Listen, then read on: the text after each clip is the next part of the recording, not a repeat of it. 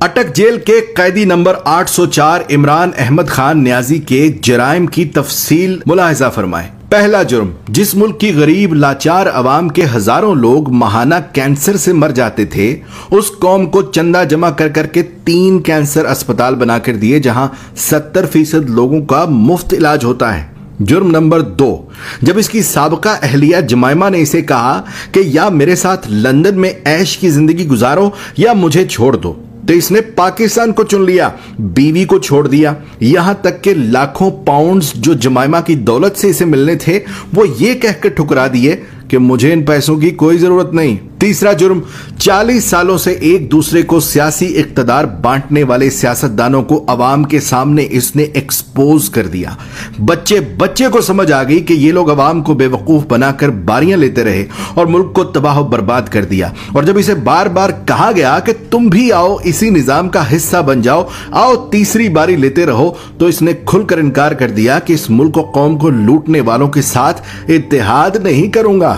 चौथा जुर्म, इसने अपने इक्तदार के दौरान मुस्लिम दुनिया को इकट्ठा करने की जसारत की। हुर्मत रसूल सल्लल्लाहु अलैहि वसल्लम का मुकद्दमा आलमी बिरादरी के सामने रख दिया और दुनिया को मजबूर कर दिया कि वो हमारे नबी पाक सल्लल्लाहु अलैहि वसल्लम की शान में गुस्ताखी करने वालों को पागल करार दें, और इसकी तो करारदाद भी पास करवा ली।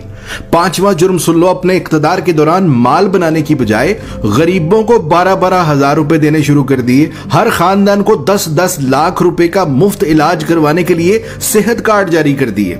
छठा जुर्म सुनो इसका, जब हिंदुस्तान ने मकबूजा कश्मीर का स्टेटस जबरदस्ती बदला था तो उसको भी आलमी बरादरी के सामने लताड़ दिया। उसके साथ तिजारत यह कहकर बंद कर दी कि जब तक तुम कश्मीर का स्टेटस बहाल नहीं करते तुमसे तिजारत नहीं करूंगा। सातवां जुर्म, जब इसे पूछा गया कि क्या माजी के सियासतदानों की तरह आप भी अमेरिका को इजाजत देंगे कि वो पाकिस्तान में बैठकर अफगानिस्तान पर हमले करे, तो इसने कह दिया एब्सोल्युटली नॉट। आठवां जुर्म, इस कैदी नंबर 804 इमरान अहमद खान न्याजी ने पाकिस्तान की तबाह बर्बाद हो चुकी कपड़े की इंडस्ट्री को दोबारा शुरू करने की जुर्रत की। यहां तक कि इतनी लूमें चला दी कि काम करने वाले कम पड़ गए और दुनिया जहान से पाकिस्तान में कपड़े के ऑर्डर आना शुरू हो गए। जुर्म नंबर 9, जब इसे इक्तदार से जबरदस्ती निकाल दिया तब भी ये मुल्क छोड़कर भाग नहीं रहा था। हालांकि बार बार कहा गया कि चले जाओ यहां से वरना अंजाम बुरा होगा, मगर इसने कहा कि कोई अपना घर भी छोड़कर कहीं जाता है और पाकिस्तान को ही अपना जीना मरना समझ लिया।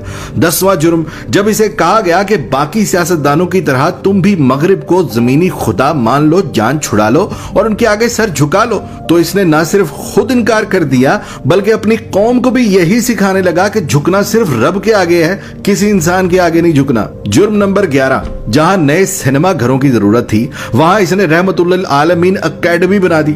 जहां स्कूलों में डांस टीचर, म्यूजिक टीचर भर्ती करने थे वहां इसने स्कूलों में यकसा निसाब और कुरान व हदीस की किताबें लाजमी करार दे दी। 12वां जुर्म सुनो, इसने गरीब और अमीर के लिए एक जैसा इंसाफ मांगना शुरू कर दिया। कहने लगा गरीब का भी उतना ही हक है जितना अमीर का है। जुर्म नंबर 13, PIA का जो अमेरिका में रोज वैलेट होटल हमने अब गिरवी रखा है, ये उसे 2 साल पहले आजाद करवा के कौमी असासों में शुमार कर रहा था। 14वां जुर्म सुनो, ये ओवरसीज पाकिस्तानियों से लाड करता था, उन्हें एक बाप की तरह सहूलियात देना शुरू कर दी थी। बैरून मुल्क वफात पाने वाले ओवरसीज पाकिस्तानियों का जस्दे खाकी पाकिस्तान लाने से लेकर तदफीन तक का सारा खर्च बैतुल माल से देने लगा। बैरून मुल्क जेलों में कैद पाकिस्तानियों को आजाद करा कर पाकिस्तान ला रहा था और यहां तक के ओवरसीज पाकिस्तानियों को वोट डालने का हक देने लगा था। जुर्म नंबर 15, इसने अपने हर उस साथी को छोड़ दिया जिसने करप्शन की। जहांगीर तरीन जैसे दोस्त को भी करप्शन का माल बनाने पर खुद से अलग कर दिया और ताहयात सियासत से नाअहल करवा दिया। कैदी नंबर 804 इमरान अहमद खान न्याजी के जराइम की तफसील बहुत लंबी है, लिहाजा बकिया जराइम सुनने के लिए दूसरा